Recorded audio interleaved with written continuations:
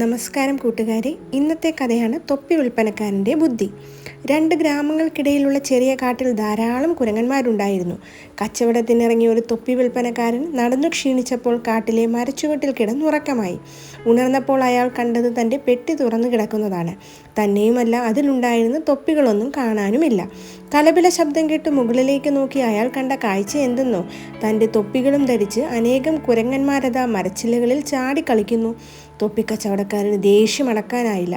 കല്ലുകൾ പെറുക്കി അയാൾ കുരങ്ങന്മാർക്ക് നേരെ എറിഞ്ഞു. കുരങ്ങന്മാർ മരത്തിലെ കായ്കൾ പറിച്ചെടുത്ത് അയാളെ തിരികെ എറിഞ്ഞു. ഇത് കണ്ട് കുരങ്ങന്മാരുടെ അനുകരണവാസനയെക്കുറിച്ച് ഓർമ്മ വന്ന തൊപ്പി വിൽപ്പനക്കാരൻ ഒരു ബുദ്ധി പ്രയോഗിച്ചു. തൻ്റെ തലയിലിരുന്ന തൊപ്പിയെടുത്ത് അയാൾ നിലത്തേക്കെറിഞ്ഞു. ഇത് കണ്ട് കുരങ്ങന്മാരും തങ്ങളുടെ തലയിലിരുന്ന തൊപ്പികളെടുത്ത് താഴേക്കെറിഞ്ഞു. സമയം കളയാതെ തൻ്റെ തൊപ്പികളും പെട്ടിയിൽ ശേഖരിച്ച് തൊപ്പി വിൽപ്പനക്കാരൻ യാത്ര തുടർന്നു. ഈ കഥയുടെ സാരാംശം ഇതാണ് കൂട്ടുകാരെ: വേണ്ടതു വേണ്ടപ്പോൾ തോന്നണം. കഥ ഇഷ്ടമായോ കൂട്ടുകാരെ? Have A nice day. Thank you.